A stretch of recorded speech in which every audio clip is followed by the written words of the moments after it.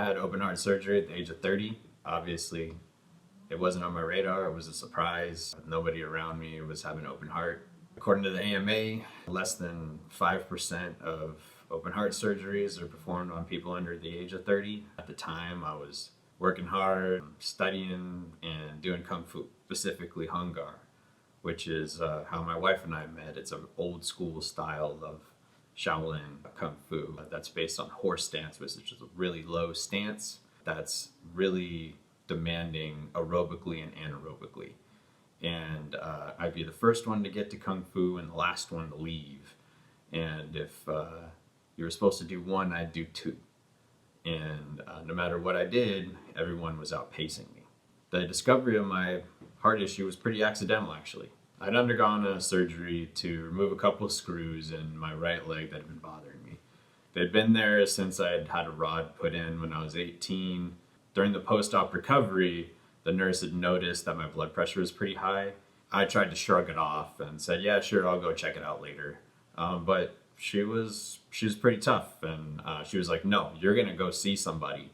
You're gonna go see a cardiologist after this. And I was pretty high from the meds. But she made sure that I remembered. When I went to see that cardiologist, he was like, yo, you got the big three. You got an enlarged heart, you got an aortic aneurysm, and you got a substantial percentage of blowback back into your heart every time it pumps. So you're going to have open heart surgery, my man. Thanks to that nurse and that cardiologist, you know. So I went and had that surgery. When I had that surgery, I made a promise to myself. If I woke up, I was going to be happy, right? And I did wake up.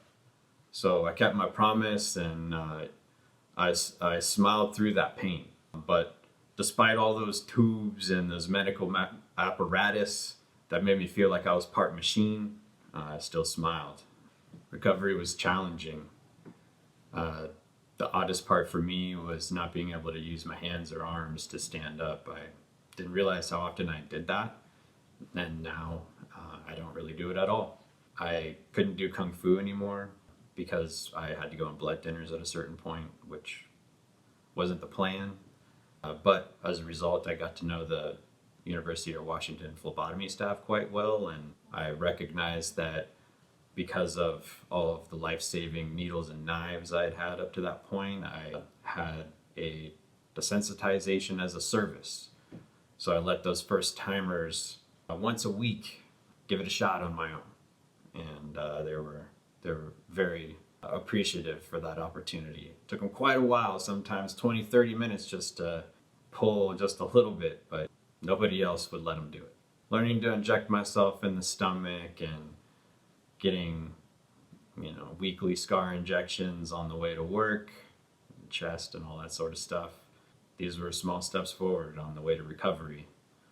Similar to the ones that I took with my dog Bones every day before I could even go back to work.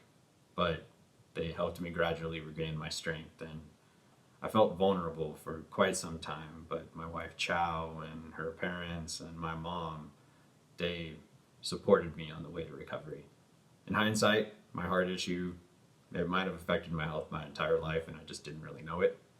I suffered from pneumonia a number of times in my adolescent life. And I had that tibial rod insertion at 18, interlocking screws at 20, not to mention a couple other surgeries I managed to layer on at the same time. The experience taught me the importance of taking care of yourself, listening to your body. I don't necessarily do it, but I know it's important. I would like to say that this experience taught me the importance of paying attention to your health.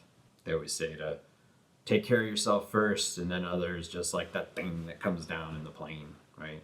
But I still don't do that. What it does do is, or it just does for me, is it reminds me how much the people that care about me care about me. My little community, and those people, they really do care about me, and I wouldn't have literally survived without them. If you have health concerns, get them checked out and stuff, but also make sure you take care of the people that you care about, so that when it comes time for your turn, they take care of you.